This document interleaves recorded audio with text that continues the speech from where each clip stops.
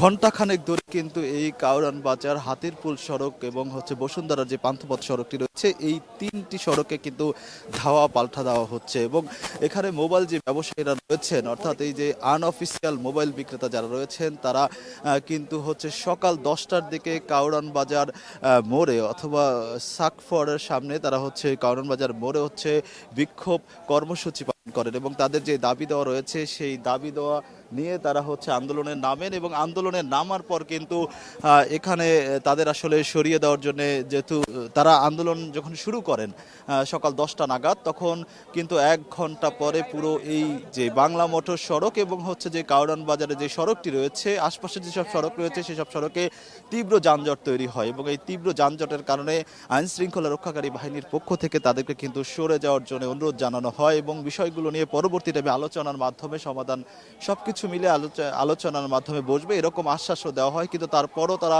বিক্ষুব্ধ হয়ে ওঠেন। এক পর্যায়ে তারা আইন শৃঙ্খলা রক্ষাকারী বাহিনীর দিকে মারমুখী হয়ে ওঠেন এবং যেহেতু জনভোগান্তি তৈরি হচ্ছে, সবকিছু বিবেচনায় তাদের আসলে বল প্রয়োগ করেন সরে যাওয়ার জন্য। তারা সরে যাওয়ার চেষ্টা না করে উল্টো ইট পাটকেল নিক্ষেপ করেন। আপনাকে যদি দেখাই, তারা কিন্তু এখনো যে হাতিরপুল যে সড়কটি রয়েছে সেই সড়কটিতে কিন্তু তারা এখনো উত্তেজিত অবস্থায় রয়েছেন এবং পুলিশের, আইন শৃঙ্খলা রক্ষাকারী বাহিনীর দিকে কিন্তু তারা ইট পাটকেল কিন্তু নিক্ষেপ করছেন। আপনাকে যদি একটু দেখাই যে এখনো ব্যবসায়ীরা, মোবাইল বিক্রেতারা কিন্তু আসলে ইট পাটকেল নিক্ষেপ করছেন। এই সংঘর্ষ ঘণ্টাখানেক ধরে থেমে থেমে কিন্তু এই কাউরান বাজার, হাতিরপুল এবং পান্থপথ সড়কে কিন্তু চলছে।